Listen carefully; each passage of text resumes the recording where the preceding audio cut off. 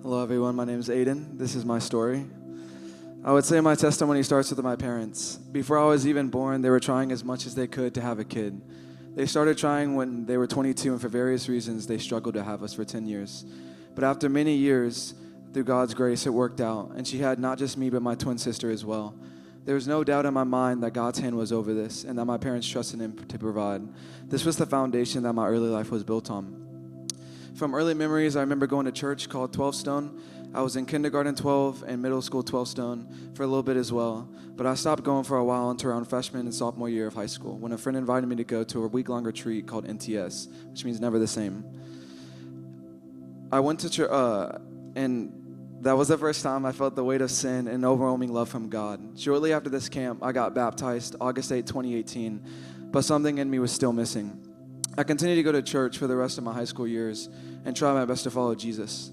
I went to more church camps, mission trips, and Bible studies, but still something was missing as past sins kept coming back, the biggest of all which was lust.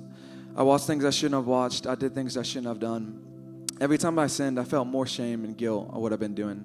I felt like the biggest hypocrite out there. I remember 3 days before getting baptized, I lusted and questioned if God would ever give me victory over this sin. I felt absolutely hopeless.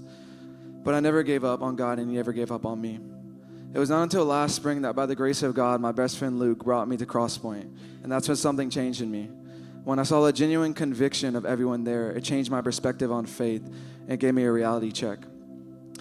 What I like most about these last 9 to 10 months is that there's not been one decision that has changed my faith into what it is now, but so many small pockets of surrender, as we call them. Starting to lift my hands high in front of me and sit up by my side, praying at my knees at night before bed instead of on my pillow, making the word a routine, constantly listening to podcasts and sermons and much more.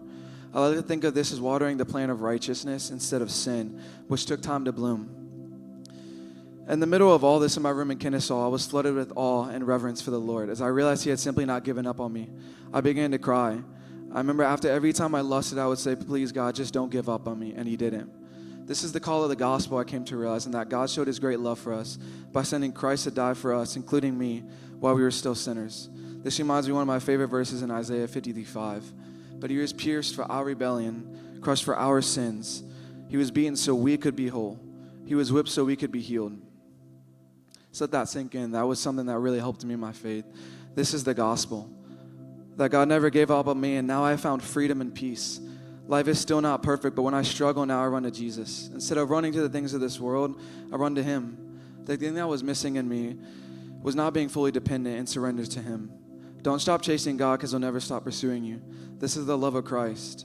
The strongest thing you can do is admit your weakness to the Lord, and He'll meet you where you are.